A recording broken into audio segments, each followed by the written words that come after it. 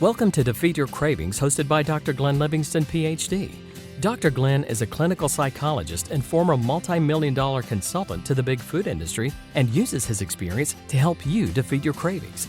This show will help you to focus on dramatically reducing cravings and leaving the diet mentality behind, so you can more easily and effortlessly achieve your health, fitness, and body composition goals.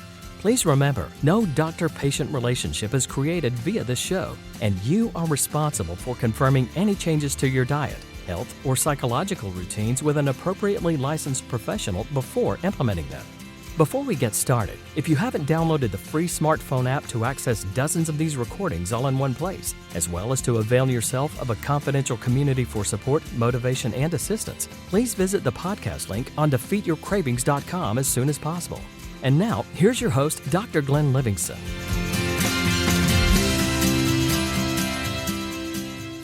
Hey, it's the very good Dr. Glenn Livingston. I'm here again with Kimberly, who's agreed to this interview for a very specific purpose.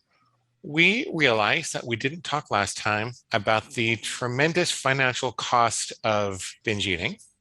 And she had all kinds of details and all kinds of thoughts about it. And I just wanted to have her back on for 10 or 15 minutes to talk about that. Yeah. It's a big deal because my husband and I just retired this past year. And so our income is different than it was before. And we want it to last as long as we last. We're more careful with our budget than we used to be. Basically, I was looking at credit card statements about 3 years ago. I was starting to think about this, and we realized that we spend $800 to $1,000 a month just on restaurants. Wow. Just on going out places, pubs, tap rooms. We live in an awesome little beach town. We know a lot of the restaurateurs. We know the employees of restaurants. I grew up in the restaurant business on Long Island. You were spending $800 to $1,000 a month at restaurants. Oh, yeah. And some of that would be like when our daughter was a kid and still living at home. She's an adult now.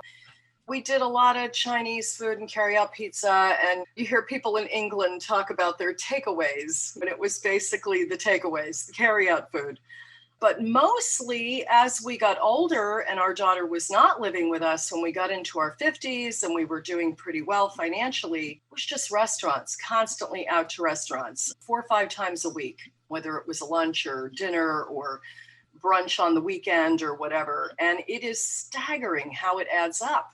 So that's about 10 grand a year. Yeah. Oh, yeah, easily. And, I just want to insert in here because it's appropriate at that point. We're not wealthy. We're middle class. We're average consumers with a moderate income. We've worked hard our entire adult lives to have what we have. I really have to say, it's kind of the point of all this. Why should the pig get so much of our money? It's a really good way to look at it, right? Yeah, and it's become one of my mantras. Why does the pig get my money? No, it doesn't get anything. I don't want it to have our money. We've worked too hard. And there's so many experiences we want to have. I mean, once this pandemic is finally over, we very much want to take a trip to Europe or get back on the East Coast more frequently to visit family and friends. And almost $1,000 a month, every month. I mean, that's big travel money. That's money that we could be helping our daughter with. She's a young adult who's married and has a home, and maybe she wants some of that. Why does the pig get it? You didn't work hard your whole life for the pig to retire. Exactly. We make the joke, retire fat and happy. We'd like to retire happy. The pig can be as fat as it wants to be, but it doesn't get to make me fat. It doesn't get access to your bank accounts. So were you able to trim that down? We were. Years ago, my husband would occasionally suggest, because he has a much more modest, quiet pig inside of him. It's barely existent. He's never really had a weight problem. He's definitely not had a binging problem. But he would occasionally suggest, hey, let's split an entree. I'm not that hungry tonight if we were in a restaurant. And my pig hated that idea. It would just immediately be really vocal. No way. I don't want to share. Whatever comes on that plate, it's all for me. And now we do a lot more sharing. We actually split an entree frequently. We only go out now about once a week. It's not even cut in half. It's cut by about a 16th. what we would spend in restaurants. I remember my ex-wife had a conversation with Jack Trimpey from Rational Recovery. For those of you that don't know, he works with alcoholics and he calls a lizard brain something different. Mhm. But she was asking him all about emotional eating, and he has a similar opinion to me about emotional eating. He's not really thinks it's just a distraction. But he said when you go to a restaurant, half is for you, half is for ostensibly the pig, right? Right. And a lot of people have found a lot of benefit from half is for me, half is for the pig. They leave half on their plate. Sometimes you split an entree. Do you go out less frequently? How do you do it? We go out a lot less frequently. And when we do go out, at least 90% of the time, we split an entree. Sometimes we'll both get a little side salad as an appetizer and then split an entree. But yeah, we only go out about for dinner like once a week now, and rarely for lunch or anything like that. I mean, we're just busy. That has just really been trimmed down. But the other thing is all the factory made convenience foods in the grocery store, we just don't buy them anymore. One of my rules is that I don't snack. And it's amazing how, if you think about snack foods or traditional snack foods, if you're not snacking, you don't buy them. There's just no reason. How much were you spending on that? I would have to really go over old credit card records. Just back in the napkin. How often were you shopping and how much did you buy per trip? I would say if I broke it down to that once a week budget, since it's just my husband and I, maybe $200 a week and maybe more. But it used to be that over half of that would definitely be convenience foods. Boxes of crackers, sweetened cereals, just what you really deem as like poor quality carbohydrates and factory food. And we just don't buy it anymore. Like another $3 or $4 a year, it sounds like. Oh, yeah, absolutely. Easily. The main point I wanted to make too, it's an important point to me, is all of this weekly expenditure on food pales in comparison to the thousands of dollars I've spent on trying to cure this problem. All the other programs, books, supplements, special diet foods, keto bars that cost a fortune, and actually big money on hypnosis and therapy that was not covered by our insurance, our medical insurance. All kinds of just diet foods, special programs, products. I mean, I can't even begin to estimate. Books. Oh my gosh, I have every diet book, every cookbook that was focused on like eating lighter and learning how to cook healthier. Seriously, I could fill up a library. The other place that people don't think about, not all medical bills are covered by insurance. Not all prescriptions are covered by insurance. And if you're at a reasonable weight and you're not passing a bunch of slop through your body, often you can either come down from them or eliminate them entirely. And how many thousands of dollars is that? We're self-insured, so we have a mid-range kind of medical insurance. And last year, I had to have an eye surgery that was directly related to my very long-standing case of type 2 diabetes. I was developing retinopathy. I was losing the sight in my left eye. And I had an eye surgery, and I don't remember what the full cost of it was, but it cost us $8,000 out of pocket. Wow. That was our deductible. Could you have avoided that if you were eating better? Absolutely. Absolutely. It was caused by type 2 diabetes. It was caused by years of having out of control diabetes. Where are you now with your diabetes? Oh, my average morning blood sugars with a full complement of insulin and 3 different medications on board in my body used to average right above 200. That was a morning blood sugar, which should be under 100. Wow. That had been an improvement, though, with all that medication over what it used to be. I have not had a blood sugar over 100 now in 6 months. And I only take 1 pill a day. No more injections. I was taking 5 injections a day. And that doesn't even begin to talk about all the little finger pricks and how many years I had diabetes that insurance companies used to not cover any of your testing supplies, which are really expensive. At any rate, I consider myself cured. Kimberly, did you lose a bunch of weight? With your help, I have lost a total of 60 pounds. Okay. In the last year. Did you stop eating all the high glycemic foods? Were you complying with your I stopped overeating. I had originally been a couple of years ago experimenting with the whole keto thing. The idea of cutting out those high glycemic foods definitely helped. but I could easily binge on keto food. So I was still eating too much. We all understand that type 2 diabetes is exacerbated, if not caused, by being overweight. So losing excess weight is the thing that has brought my body into an ability to process food, carbohydrates, or any food properly.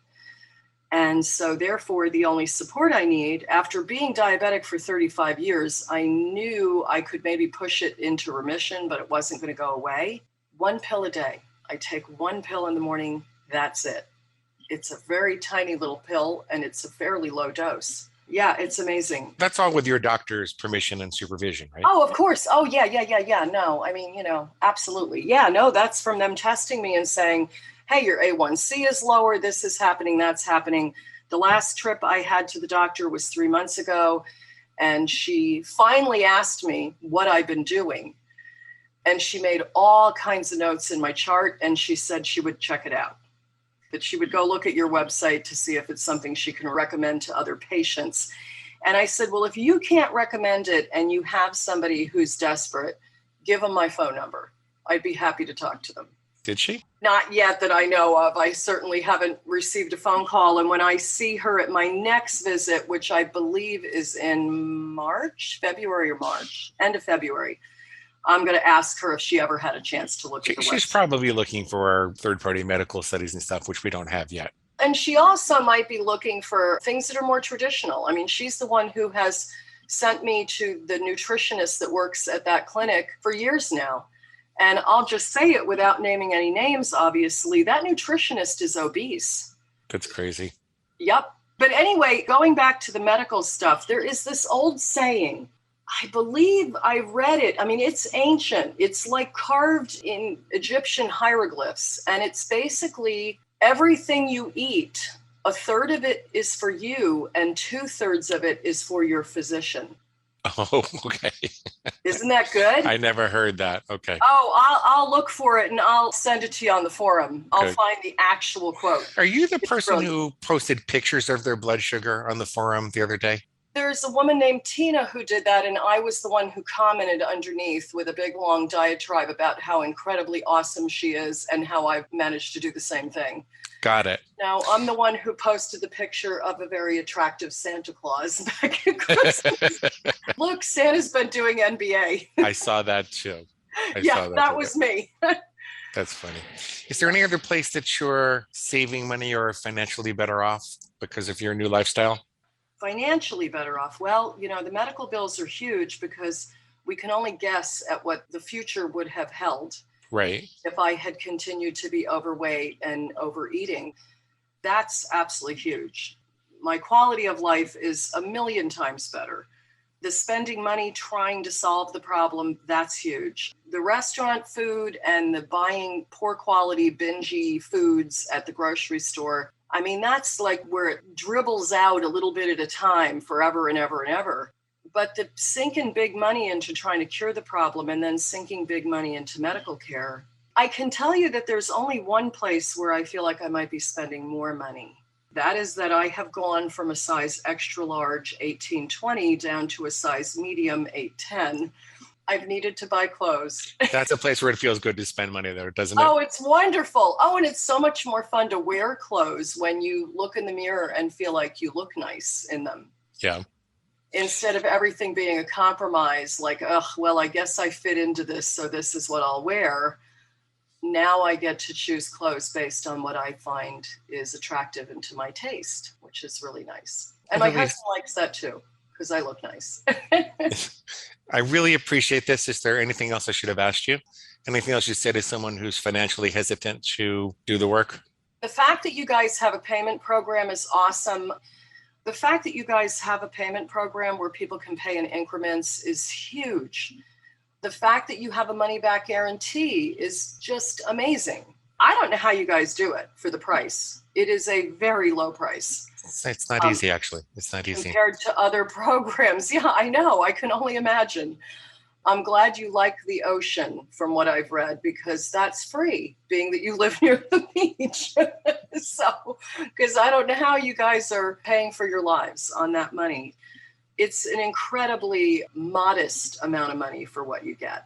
I used to make a lot more doing corporate consulting, and even in my clinical Right. practice, I didn't help as many people, and it wasn't as meaningful and challenging and purposeful to me. And it's growing slowly but surely. It's growing. The point I want to make for people about the payment program is that if you think you can't find $100 a month, but within the first month, our typical client reduces their binge frequency by 90%, and our typical client is spending about $300 a month.